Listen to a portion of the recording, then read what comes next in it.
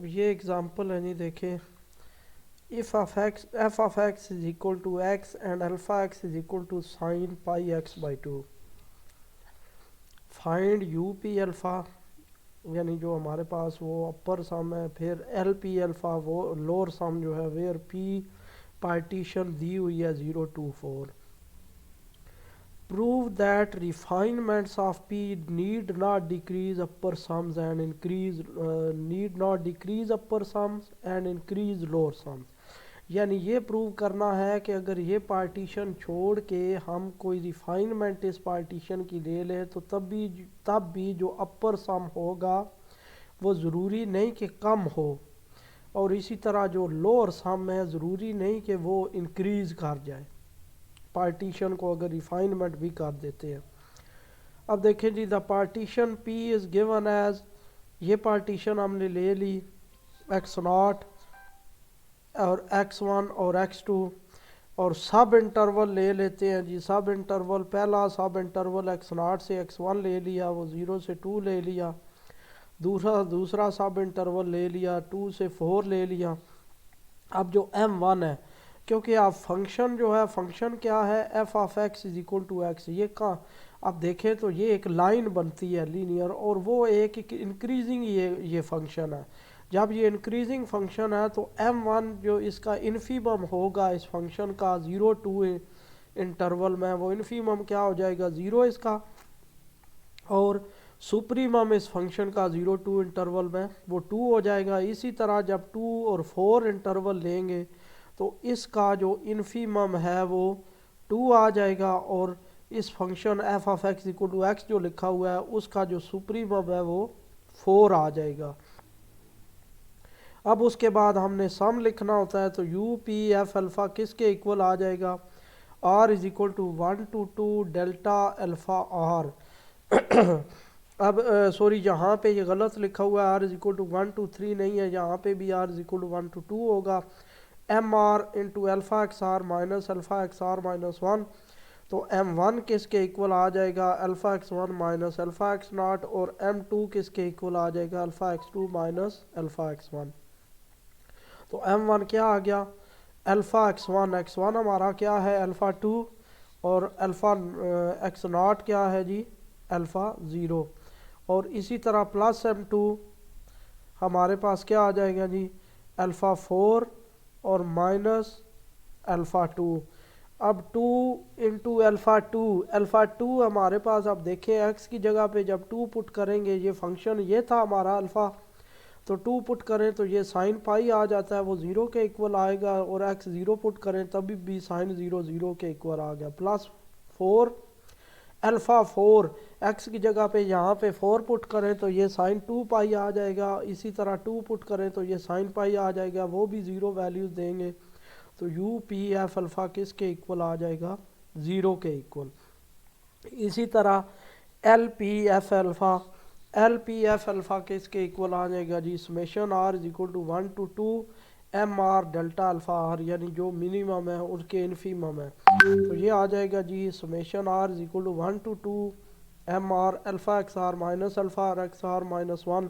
उसी तरह फिर इसको एक्सपेंड करेंगे तो ये आ जाएगा m1 into alpha X one minus alpha x not plus m2 into alpha X two minus alpha X one, तो ये किसके इक्वल आ जाएगा। अब x1 हमारा क्या है 2 है, और x नॉट 0 है, फिर x2 हमारे पास 4 है, तो उसी तरह लिख दिया m1 alpha two minus alpha zero, m2 alpha four minus alpha zero. अब m1 हमारा क्या है 0 आ रहा था ऊपर जो कैलकुलेट किया हमने, और स्मॉल m2 2 आ रहा था, और बाकी ये जो वैल्यूज़ हैं क्योंकि फंक्शन अल्फ़ा ये है तो उससे ये फंक्शन वैल्यूज़ आ गई 0 माइनस 0 इधर भी, और 0 0 इधर भी आ गया, तो एल पी एफ अल्फ़ा हमारे पास आ गया वो 0 के इक्वल।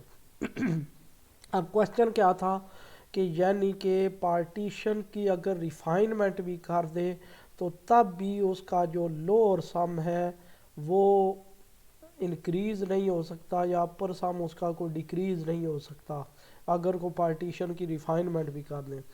तो let P asterisk is equal to 0 1 2 3 4। अब हमने यहाँ पे ये 5 पॉइंट्स ले लिए हैं be refinement of partition P, then as before अब सब इंटरवल बनाएंगे 0 से 1 1 से 2 2 से 3 और 3 से 4। तो पहला जो सब इंटरवल है M1 जो इन्फीमम है 0 1 इसके इक्वल का आ जाएगा, एफ ऑफ ज़ीरो आ जाएगा और वो ज़ीरो के इक्वल आ जाएगा। क्यों? क्योंकि इसकी फंक्शन वैल्यू के इंक्रीजिंग फंक्शन है, तो जो लोअर पे वैल्यू है वही इसकी वैल्यू आएगी, इन्फीमम वही आएगा, वो ज़ीरो आ गया। इसी तरह सुप्रीमम ऑफ एफ इज 0 1 क्या आ गया, F of 1 is equal to 1। अब M2 क्या आ गया जी, इन्फीमम ऑफ 1 2 1 2 का जो इन्फीमम है वो एफ ऑफ 1 की वैल्यू आ जाएगी, वो 1 आ जाएगी। और इसी तरह सुप्रीमम जो एफ का है 1 2 में वो एफ ऑफ 2 पे जो वैल्यू है वो आ जाएगी और वो 2 के इक्वल आ जाएगी। इसी तरह M3 इन्फीमम 2 3 तो वो वैल्यू फंक्शन की 2 पे आ जाएगी और वो 2 के इक्वल आ गई एफ ऑफ 2, क्योंकि फंक्शन हमारा F of X equal to X है। और इसी तरह जो सुप्रीमम है वो F of 3 is equal to 3 आ गया। अब 4 पे 3 4 जब इंटरवल में जो इन्फीमम है वो एफ ऑफ 3 पे जो वैल्यू है वो 3 आ गई और जो सुप्रीमम है वो एफ ऑफ 4 पे जो वैल्यू है और वो 4 आ गई। अब जब फिर हम यू पी स्टैरिक अल्फ़ा हम कैलकुलेट करते हैं M1 alpha 1 minus alpha 0 plus M2 alpha 2 minus alpha 1, यानी उन सब को जब हम उसका सम एक्सपेंड करते हैं तो अल्फ़ा एक्स हमारा है साइन पाई एक्स बाई 2, तो अल्फ़ा 0 की वैल्यू क्या आ गई, 0 आ गई। अल्फ़ा 1 की वैल्यू आ गई साइन पाई बाई 2 और वो 1 के इक्वल होता है। इसी तरह अल्फ़ा 2 की वैल्यू क्या आ गई, साइन पाई वो भी 0। अल्फ़ा 3 की वैल्यू क्या है, साइन 3 पाई बाई 2 और वो -1। और अल्फ़ा 4 की वैल्यू आ गई साइन 2 पाई और वो 0 के इक्वल आ गया।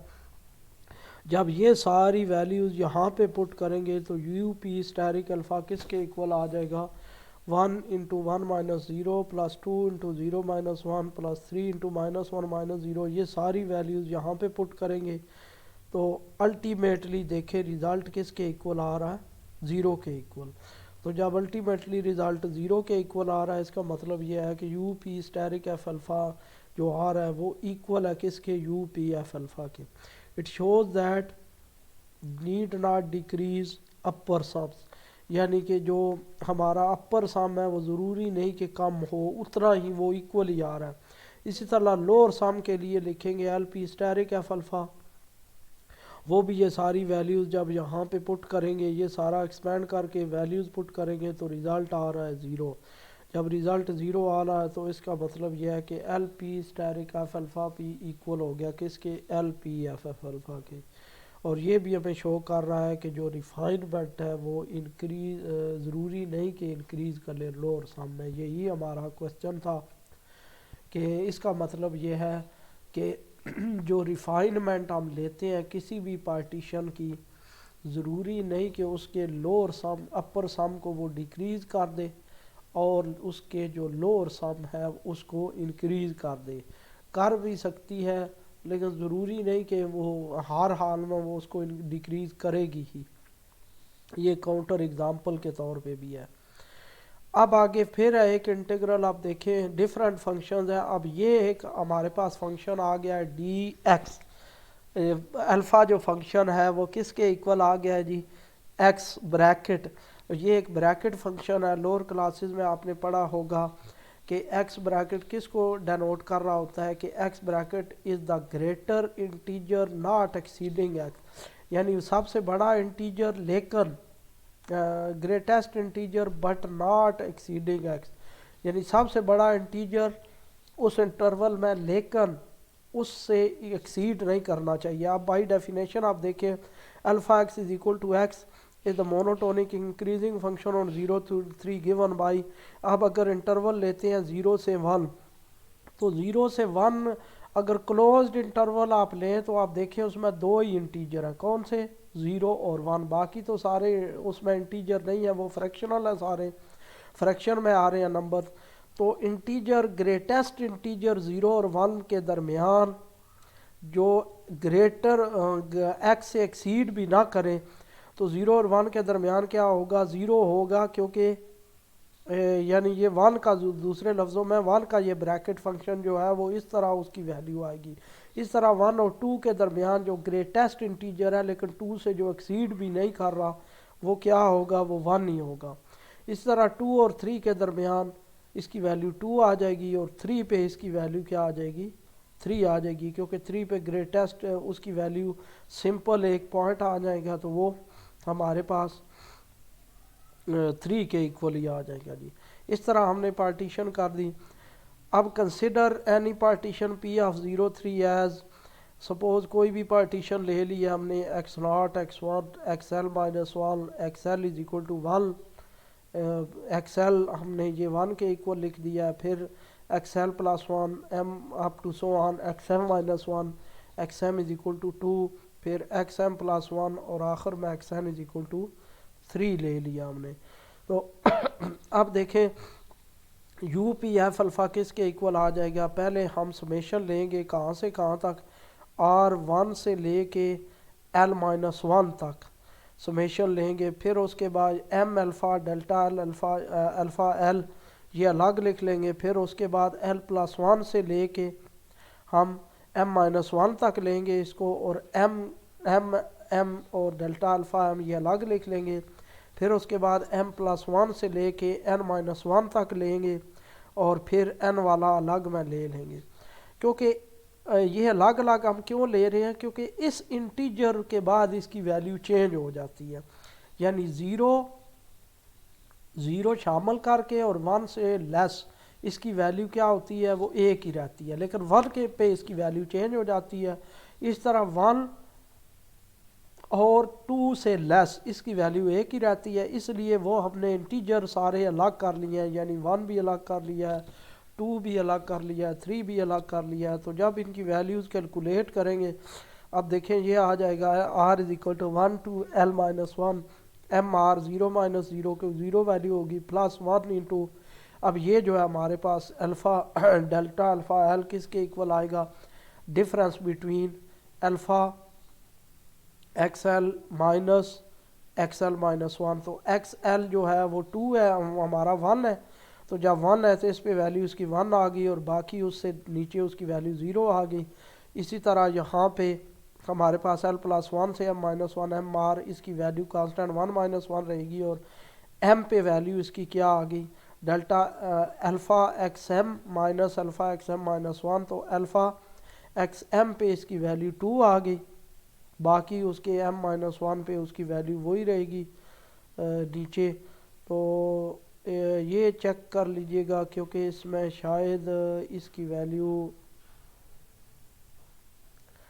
गलत पुट हुई हो, ये जो वैल्यू है ये शायद यहाँ पे आनी चाहिए। चलें आगे चेक कर लेते हैं। आंसर में ये कि 2 माइनस यहाँ पे क्या वैल्यू आएगी। इसी तरह एम आर ये 2 माइनस 2 आ गया, m से लेके N-1 तक वैल्यू इसकी, और फिर ये आ गई +3 इंटू 2 माइनस 3 माइनस 2 आ गई वैल्यू। तो अब ये इसका आंसर 6 आएगा। तो 6 तब ये आ सकता है जब ये 1 हो गया, फिर उसके बाद ये 2 हो गया और ये 3 हो गया, यानी यहाँ पे ये 2 माइनस 1 आएगा जी, ना कि 2 माइनस 0 आएगा। तो ये आंसर इसका फिर 6 आ जाएगा, यानी अपर सम इसका क्या आ गया, 6 आ गया। इसी तरह u इंटू बार 3 किसके इक्वल आ जाएगा, x D x infimum of u P F alpha p is a partition of 0 3, वो 6 के इक्वल आ गई। और इसी तरह 0 बार से 3x डी एक्स सुप्रीमम आएगा एल पी एफ अल्फ़ा का, p is a partition of 0 3, तो उसका जो हमारे पास वो सुप्रीमम है वो भी 6 के इक्वल आएगा। यानी p कोई भी पार्टीशन हम ले लें और उसका फिर वो जो हम लोअर सम कैलकुलेट करें और फिर उनका जब सुप्रीमम ले तो वो 6 के इक्वल ही आएगा हमारे पास। तो ये अपर सम और अपर रीमान इंटीग्रल और लोअर रीमान स्ट्रैटेजीज इंटीग्रल ये दोनों इक्वल हैं। तो इसका मतलब ये है कि ये जो फंक्शन है एक्स डी एक्स ये रीमान स्ट्रैटेजीज इंटेग्रेबल है, और इसकी वैल्यू 0 से 1 एक्स डी एक्स किसके इक्वल आती है, डी एक्स ब्रैकेट फंक्शन वो किसके इक्वल आ रही है, 6 के इक्वल। वैसे तो सिंपल अगर हम डी एक्स यानी कि रीमान स्ट्रैटेजीज और रीमान इंटीग्रल में क्या डिफरेंस है, सिर्फ वो जो हमारे पास जो रीमान इंटीग्रल है वो दूसरे लफ्ज़ों में स्पेशल केस है इस स्ट्रैटेजीज इंटीग्रल का, क्योंकि यहाँ पे डी और यहाँ पे अल्फ़ा कोई भी फंक्शन हो सकता है, एक्स स्क्वायर, जिस तरह हम डिफरेंट फंक्शन ले रहे हैं कि इससे पहले वाली एग्जांपल में लिया sin πx/2, लेकिन रीमान इंटीग्रेबल ना डी अल्फ़ा हमेशा एक्स ही आता है एक। तो यानी दूसरे लफ्ज़ों में जो रीमान इंटीग्रल है वो स्पेशल केस है रीमान स्ट्रेटजीज इंटीग्रल का। आगे जी, a function alpha increases on a b and continuous at x not where x not belongs to a b, यानी ए और बी के दरमियान कोई एक नंबर है। Another function f is such that f of x naught is equal to 1 and f of x equal to 0 for x not equal to x naught। एक और function है, यानी एक अल्फ़ा फंक्शन है जो इंक्रीज है A B में, increasing function है और एक्स नॉट पे वो कंटिन्यूस है। और एक और फंक्शन है एफ जिसकी वैल्यू एक्स नॉट पे 1 है और एक्स नॉट के अलावा सब की पे वैल्यू उसकी 0 है। तो प्रूव ये करना है कि ये जो फंक्शन है ये रीमान इंटीग्रेबल है और इस इंटीग्रल की value a to b f d alpha वो 0 के इक्वल है। सपोज पी कोई पार्टीशन ले लेते हैं एक्स नॉट से लेके एक्स एन तक, और एक्स नॉट इनिशियल पॉइंट हम ए ले लेते हैं और एक्स एन जो फाइनल पॉइंट है वो बी ले लेते हैं। Let P be a partition of a b and let x not belongs to r x are minus 1 into x r. तो एक्स नॉट हम कोई आर इंटरवल लेते हैं, आई आर इंटरवल, उसके अंदर एक्स नॉट है such that x naught belongs to xr minus 1 to xr। since alpha is continuous at x naught क्योंकि alpha हमें गिवन है कि वो ए बी पे कंटिन्यूस है, तो इसका मतलब यह है कि एक्स नॉट पे भी कंटिन्यूस होगा। For given epsilon there exist delta greater than 0 such that alpha x not minus alpha x not is less than epsilon by 2 whenever x minus x not command is less than delta.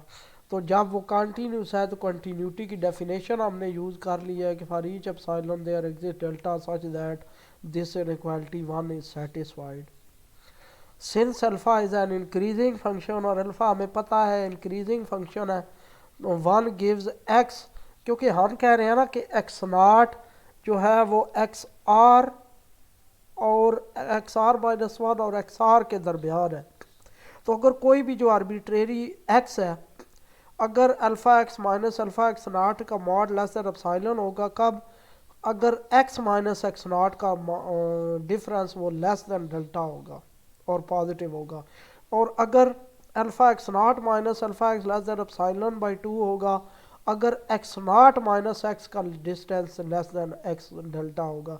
इसका मतलब ये है कि देखें पहले वाले case में x minus x not positive, जब x minus x not positive है इसका मतलब है एक्स नॉट से हम राइट साइड पे एक्स ले रहे हैं, ठीक है।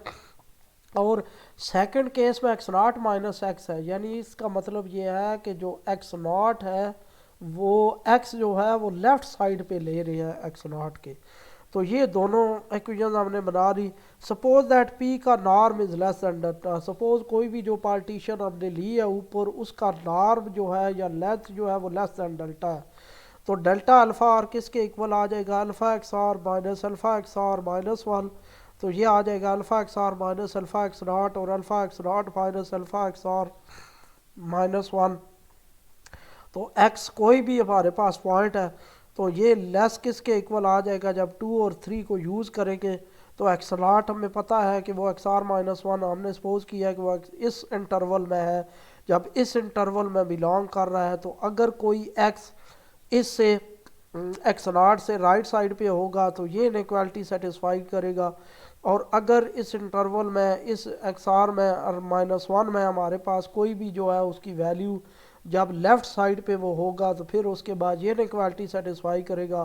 तो जब ये दोनों चीज़ें यहाँ पे पुट करेंगे तो less than epsilon by 2 plus epsilon by 2 आ गया। तो ये आ गया delta alpha r less than epsilon whenever p का norm is less than delta. तो ये हमारे पास आ गई जी इक्वेशन 4। और उसके बाद जी एस पी एफ अल्फ़ा किसके इक्वल आ जाएगा जी, सम जो है हमारा summation r is equal to 1 to n f of x i r delta alpha r. तो f of x i r to delta alpha r की वैल्यू क्या आ जाएगी जी, अगर क्योंकि हमें गिवन है कि फंक्शन जो एफ ऑफ एक्स है वो 0 के इक्वल होगा अगर एक्स एक्स नॉट के इक्वल नहीं होगा। और वो 1 के इक्वल होगा अगर x और x नॉट इक्वल होंगे। तो x की जगह पे कोई एक्साई आर हमने ले लिया, तो एक्साई आर अगर x नॉट के इक्वल नहीं होगा तो वो 0 के इक्वल होगा, अगर ये x नॉट के इक्वल होगा तो फिर ये 1 के इक्वल आएगा। तो इसकी वैल्यू क्या आ गई, डेल्टा अल्फ़ा आर आ गई। अब using four S P F alpha किसके इक्वल आ जाएगा, 0 के इक्वल आ जाएगा अगर xi r not equal to x not हो और ये लेस दैन एप्सिलॉन हो जाएगा। कब, क्योंकि फंक्शन की वैल्यू ये डेल्टा अल्फ़ा आर ये आ गया ना, अगर 0 आ गया तो ये आ गया हमारे पास सिंपल 0 के इक्वल। और अगर हमारे पास ये जब 4 यूज़ करें तो एस पी एफ अल्फ़ा किसके इक्वल आ जाएगा, एप्सिलॉन के इक्वल, लेस दैन एप्सिलॉन हो जाएगा if x i r is equal to x not. Hence in both cases, तो ये दोनों केसेस में देखें तो जब पी नॉर्म हमारे पास 0 को अप्रोच करेगा तो क्योंकि ये तो वैसे ही 0 हो गया तो ये भी लेस दैन एप्सिलॉन है। तो जब epsilon very small positive number है whenever p norm is less than delta, यानी पी नॉर्म जो है वो डेल्टा से लेस होगा। जब पी नॉर्म वेरी स्मॉल 0 को अप्रोच करेगा तो ये जो सम है ये भी अल्टीमेटली 0 को अप्रोच कर जाएगा। And so f is Riemann Stieltjes integral over a b, तो ये फिर वो लिमिट सेटिस्फाई कर जाता है, वो कंडीशन सेटिस्फाई कर जाता है रीमान स्टेल्टिजीज इंटीग्रल की। तो इस तरह फिर रीमान स्टेल्ट ये जो फंक्शन है ये रीमान स्टेल्टिजीज इंटीग्रेबल हो गया। आगे एक और एग्जांपल है जी कि अगर कोई फंक्शन बाउंडेड हो -1 to 1, -1 से 1 कोई फंक्शन बाउंडेड हो। अब कंटिन्यूस, पहले हमने क्या पढ़ा है, इससे पहले जो एग्जांपल किया ये डिफरेंट हम सिनारियोज ले रहे हैं। अब इससे पहले हमने लिखा है कि जो फंक्शन अल्फ़ा है वो इंक्रीजिंग फंक्शन है ए बी पे, और एक्स नॉट पे वो कॉन्टीन्यूस है, और दूसरा फंक्शन एफ लिया है जो उस पे एक्स नॉट पे वैल्यू उसकी 1 है और बाकी हर किसी पे 0 है उसकी वैल्यू इनके अलावा। तो फिर वो रीमान स्टेल्टिजीज होगा, इंटीग्रेबल होगा फंक्शन। इसी तरह अब हम ले रहे हैं कि फंक्शन बाउंडेड है -1 से 1, और जो बीटा फंक्शन हम ले रहे हैं वो उसकी वैल्यू अगर एक्स नेगेटिव हो, कोई भी फंक्शन बीटा हो सकता है, लेकिन वो प्रॉपर्टी कौन सी सेटिस्फाई करेगा कि लेस दैन 0 वो 0 के इक्वल होगा, 0 पे उसकी वैल्यू 1 हो जाएगी, और ग्रेटर दैन 0 हमारे पास उसकी वैल्यू 2 हो जाएगी। अगर आप देखें तो ये एक स्टेप फंक्शन सा बन रहा है कि नेगेटिव से लेके 0 तक ये बिल्कुल एक्स एक्सिस पे होगा, 0 पे ये पॉइंट 1 पे, वाई एक्सिस पे 1 पॉइंट पे हो जाएगा, और आगे 0 से ग्रेटर ये जो है वो 2 पॉइंट से आगे हो जाएगा। तो ये इसी तरह बीटा भी जो फंक्शन है ये डिफरेंट हर पॉइंट पे देखें तो इनकी वैल्यू ये जंप आ रहा है इसमें। Show that f belongs to Riemann strategy is integrable on -1 to 1 if f of x is continuous at x equal to 0। यानी कि अगर क्योंकि 0 पे इसकी वैल्यू चेंज हो रही है, 0 से लेफ़्ट साइड पे इसकी वैल्यू कोई और है, राइट साइड पे इसकी वैल्यू कोई और है, 0 के ऊपर इसकी वैल्यू कोई और है। तो अगर ये फंक्शन जो f है वो कंटिन्यूस हो जाए 0 पे तो फिर ये रीमान इंटीग्रेबल होगा, इफ़ एंड ओनली इफ़ है। यानी अगर फंक्शन रीमान इंटीग्रेबल है तो वो लाजमी कंटिन्यूस होगा 0 पे, और अगर ये फंक्शन कंटिन्यूस है 0 पे तो फिर वो ज़रूर रीमान इंटीग्रेबल होगा -1 से 1 में। Let P is equal to -1 x not x1 up to so on. अब देखें -1 फिर 0 को हमने ले लिया, xr -1 फिर xr एक पॉइंट लिया, और आखिर में xn जो है वो 1 के इक्वल ले लिया, बी अ पार्टीशन ऑफ -1 से 1, and let xi r belongs to xr -1 से xr। तो हमारे पास एस पी एफ बीटा किसके इक्वल आ जाएगा, summation r is equal to 1 to n f of xi r beta xr minus beta xr -1। तो जब इसकी वैल्यू हम r is equal to 1 to n हम पुट करेंगे, आप देखें नेगेटिव जो है हमारे पास वो वैल्यू 0 XR -1 तक है, तो वो हमने यहाँ से एक्सक्लूड कर देंगे। जब ये सम करेंगे ना R -1 तक तो r माइनस वन तक क्योंकि बीटा की वैल्यू है ही ज़ीरो तो वो सारी टर्म्स कैंसिल हो गई। फिर एक्स आर पे इसकी वैल्यू एक आ गई और उसके बाद एक्स आर पे ये एक इंटरवल ले लिया हमने f of xi r minus one xi r r की वैल्यू यहाँ पे नंबर आ गया आर माइनस वन, वो किसके इक्वल आ जाएगा beta x are minus one और फिर plus f of xi r. तो एक्साई आर यहाँ पे आर से लेके वन तक उसकी वैल्यू क्या है बीटा की, वो यहाँ पे वन पे उसकी वैल्यू टू है, सॉरी माइनस वन से वन ले रहे हैं तो वन से ग्रेटर उसकी वैल्यू क्या है पॉजिटिव, उसकी वैल्यू टू है और ज़ीरो पे उसकी वैल्यू क्या है वो वन है। तो जब इसमें इंटरवल लेंगे तो ये वैल्यू यहाँ पे आ गई f of xi r minus one के लिए इसकी वैल्यू क्या आ जाएगी वन माइनस ज़ीरो और एफ ऑफ एक्साई आर के लिए उसकी वैल्यू क्या आ गई टू माइनस वन। यहाँ पे अगर इस तरह ये नहीं समझ आ रहा तो पूरा इसको एक्सपेंड करें आर माइनस वन से लेके आर तक, फिर उसके बाद आर प्लस वन से लेके आगे आर माइनस वन इंटरवल लें, फिर उसके बाद आर प्लस वन से लेके एक्स एन तक वो सारा इंटरवल लें तो ये दोनों टर्म्स बच जाएंगी उसमें। In particular when xi r minus one and xi r is equal to zero we have S P F alpha किसके इक्वल आ जाएगा अगर ये दोनों ज़ीरो के इक्वल हों, हमें फंक्शन का नहीं पता फंक्शन की वैल्यू क्या है तो ये two time f of zero के इक्वल आ जाएगा। When P norm approaches to zero, P norm approaches to zero का मतलब यही है कि जब हम बिल्कुल उसकी रिफाइनमेंट पार्टीशन की करते जाते हैं वेरी स्मॉल इंटरवल्स ले लेते हैं तो x are minus one approach करेगा ज़ीरो माइनस ज़ीरो, यानी कि कोई भी जो हमारे पॉइंट है जो ज़ीरो की नेबरहुड में लेफ़्ट साइड पे, जब ज़ीरो को हम लेफ़्ट साइड से अप्रोच करेंगे और x r approaches to zero plus one कि एक्स आर माइनस वन वो हमने क्लोज नेबरहुड में पॉइंट ले लिया है जो ज़ीरो की क्लोज नेबरहुड में लेफ़्ट साइड पे, और एक्स आर हमने वो पॉइंट ले लिया जो ज़ीरो की क्लोज नेबरहुड में राइट साइड पे।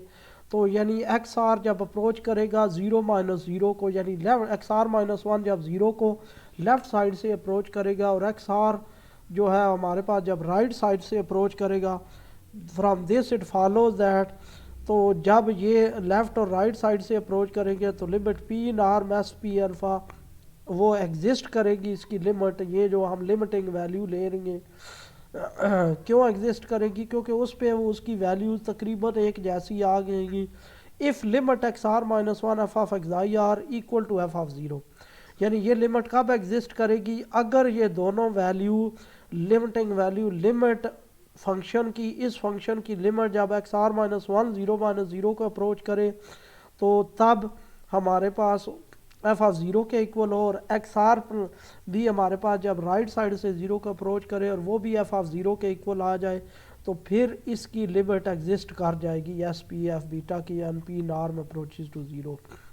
और ये हमने कैसे लिखा है कि पी नॉर्म जब ज़ीरो को अप्रोच करेगा जाहिर बात है तो वेरी स्मॉल पार्टीशन हो जाएगी तो एक्स आर माइनस वन जो होगा वो ज़ीरो की बिल्कुल नेबरहुड में लेफ़्ट साइड पे आ जाएगा, और एक्स आर जो होगा वो ज़ीरो के बिल्कुल राइट साइड पे वो नेबरहुड में आ जाएगा ज़ीरो की क्लोज नेबरहुड में। Which follows from one and two by taking xi r minus one zero xi r, यानी इन वन अगर हम वन में इन दोनों को ज़ीरो ले लेते हैं एक्साई आर को और एक्साई आर माइनस वन को, आप देखें इन दोनों को अगर ज़ीरो ले लेते हैं तो ये क्या आ जाएगा two time f of zero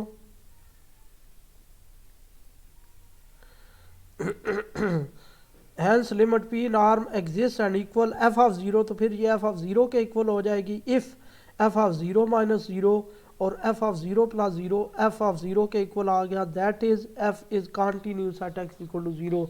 यानी कि अगर ये रीमान इंटीग्रेबल होगा कब जब ये ज़ीरो पे कॉन्टीन्यूस होगा। ये हमने एक कंडीशन बना ली है कि रीमान इंटीग्रेबल कब होगा जी if f is continuous at x is equal to zero. अब रीमान कैसे ये बना लिया जी, अब देखें पहले हमने ये इंटरवल लिया, फिर एक्साई आर, और एक्साई आर की वैल्यू हमने पहले कह दी अगर ज़ीरो हो तो फिर इसका सम इसके इक्वल होगा, और अगर पी नॉर्म अप्रोच कर जाए ज़ीरो को तो फिर इसका मतलब ये है कि ये जो पॉइंट्स हैं वो ज़ीरो की क्लोज नेबरहुड में एक्स आर माइनस वन उधर लेफ़्ट साइड पे आ जाएगा, और एक्स आर ज़ीरो की क्लोज नेबरहुड में राइट साइड पे आ जाएगा। और इससे फिर हम ये कह सकते हैं कि लिमिट जो है वो P norm S P F exist करेगी। कब एग्जिस्ट करेगी? लिमिट तभी एग्जिस्ट करती है ना कि जब उसकी लेफ्ट हैंड लिमिट और राइट हैंड लिमिट इक्वल हो जाए किसके? फंक्शन वैल्यू के। और वो जो फंक्शन वैल्यू आ रही है वो क्या आ रही है? एफ ऑफ ज़ीरो के। तो यानी ये लिमिट एग्जिस्ट करेगी अगर इसकी जो लेफ्ट हैंड लिमिट है और जो राइट हैंड लिमिट है वो इक्वल हो जाए फंक्शन वैल्यू के। तो विच follows from one and two by taking, तो ये हम इस तरह ले सकते हैं कि वन और टू से अगर एक्साई आर माइनस वन और एक्साई आर उसमें वन ज़ीरो पुट कर दें तो फिर ये लिमिट एग्जिस्ट कर जाती हैं। Hence limit P in R S P F beta exist and equal f of zero, तो फिर इसकी लिमिट एग्जिस्ट भी करेगी और ये एफ ऑफ ज़ीरो के इक्वल होगी। और कब ये एफ ऑफ ज़ीरो के इक्वल होगी? वो जो ऊपर कंडीशन है कि ज़ीरो को लेफ़्ट से अप्रोच करें या राइट से अप्रोच करें और उसकी वैल्यू फिर ज़ीरो के इक्वल एफ ऑफ ज़ीरो के इक्वल आ जाएगी। तो ये कंडीशन सेटिस्फाई हो जाती है कौन सी? कंटिन्यूटी एफ़ की। तो इसका मतलब ये है कि एफ़ कॉन्टीन्यूस है ज़ीरो पे। आगे सपोज है कि अगर एफ़ कॉन्टीन्यूस हो ज़ीरो पे then f belongs to Riemann integrable on minus one to one. Conversely if f belongs to Riemann integrable, अगर एफ़ रीमान इंटीग्रेबल सॉरी ये ऊपर वाला जो है ये वो हमने प्रूव कर लिया है कि एफ़ अगर कॉन्टीन्यूस हो ज़ीरो पे तो वो रीमान इंटीग्रेबल होगा। तो वो हम रीमान इंटीग्रेबल से शुरू करके तो कॉन्टीन्यूटी की डेफिनेशन तक हम ले आए हैं उसको कि ये एफ़ कॉन्टीन्यूस होगा ज़ीरो पे। अब कन्वर्सली हम सपोज कर रहे हैं कि फंक्शन वो रीमान इंटीग्रेबल है। अगर वो रीमान इंटीग्रेबल है तो फिर उसकी जो लिमिट है ये एग्जिस्ट करेगी क्योंकि ये बाय डेफिनेशन है। अगर ये लिमिट एग्जिस्ट करेगी तो सपोज़ इसकी जो लिमिट है वो एल के इक्वल है, और अगर ये एल के इक्वल है तो बाय डेफिनेशन लिमिट की डेफिनेशन क्या होती है? For every epsilon positive there exist delta positive such that s P f alpha minus l का mod is less than epsilon for all p norm is less than delta. अब P, अब अगर आप देखें तो एस पी एफ अल्फ़ा यहाँ पे कोई भी वो जो है हमारे पास जो कोई पार्टीशन है, और वो जो पार्टीशन है और पार्टीशन के साथ हम कोई भी जब वो फंक्शन वैल्यू लेंगे तो वो लेस दैन एप्सिलॉन है जब हमारे पास कोई भी x माइनस एक्स नॉट का मॉड पी नॉर्म का मतलब यही है ना कि हम कोई भी उसमें से जो इंटरवल ले रहे हैं उसका मान लेस दैन डेल्टा है, तो ये ऑटोमेटिकली ये कंटिन्यूटी की डेफिनेशन को सेटिस्फाई करता है। तो इसका मतलब ये है कि एफ जो है वो कंटिन्यूस होगा ज़ीरो पे। So f belongs to Riemann integrable if and only if f is continuous at x equal to zero. तो एफ जो है वो रीमान इंटीग्रेबल होगा इफ़ एंड ओनली इफ़ कम जब एफ़ कॉन्टीन्यूस होगा ज़ीरो पे के, यानी अगर एफ़ कॉन्टीन्यूस हो ज़ीरो पे तब ये एफ़ रीमान इंटीग्रेबल होगा, और अगर एफ़ रीमान इंटीग्रेबल हो तो लाजमी है कि वो एफ़ कॉन्टीन्यूस होगा ज़ीरो पे। ये हमने एक और क्राइटेरिया, यानी अगर कोई बीटा जो फंक्शन है वो स्टेप फंक्शन हो जाए, उसमें कोई कंटिन्यूटी चेक कर रहे हूँ जिसमें वो डिसकंटिन्यूस हो रहा उस फंक्शन पे, तो फंक्शन अगर उस पर कॉन्टीन्यूस हो जाए तो फिर वो फंक्शन रीमान इंटीग्रेबल हो जाता है। और also by two minus one to one f d beta is equal to two time f of zero, और इसकी वैल्यू किसके इक्वल आ जाएगी? To time f of